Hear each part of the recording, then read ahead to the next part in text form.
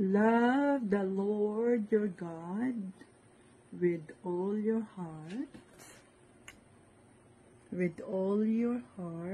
and with all your soul, and with all your strength. Deuteronomy 6:5. Deuteronomy 6:5. Team Jesus! Good morning sa ating lahat. Ngayon ay July 1, 2025. Praise God! At tayo ay nakaraos sa buwan ng June at sa pamamagitan ng ating sanggabay ng ating ng banal na espiritu ay tayo ay nakaraos. At ngayon ay panibagong buwan na kung saan tinatanggap natin ang hamon na tayo ay magbahagi ng salita ng Diyos, kung saan tayo, kung ano yung mga rima na ating sinusunod sa mga puso natin.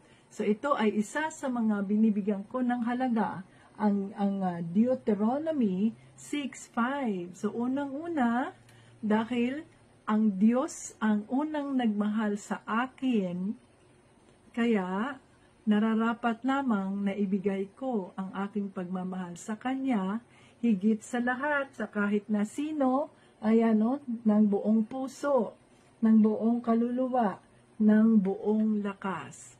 Kaya ang buhay ko sa awa ng ating Panginoong Jesucristo ay nakaraos sa bawat araw, dahil unang-una ay inuuna ko ang Diyos na Lord, gagawin ko ang mga bagay na ito para sa kapurihan mo, kapurihan ng Diyos Ama.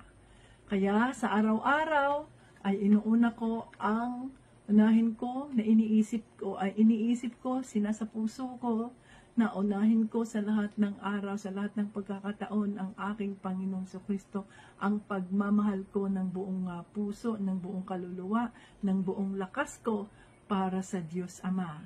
Kaya, kung gusto nating, para sa akin, kung gusto nating manatili doon sa tinaktakbo natin, kung saan tayo tinatawag ng ating Panginoong Jesucristo, unang-una ay ilaan natin ang ating mga puso, ang ating mga kaluluwa, ang ating mga lakas, ibigay natin sa Kanya, at siya ang bahala na gagawa ng paraan ng sa Ganoon ay magamit niya tayo para sa Kanyang kapurihan. To God be the glory and honor. Maraming salamat. Hanggang sa muli. Jesus loves us. God bless us all. Bye-bye.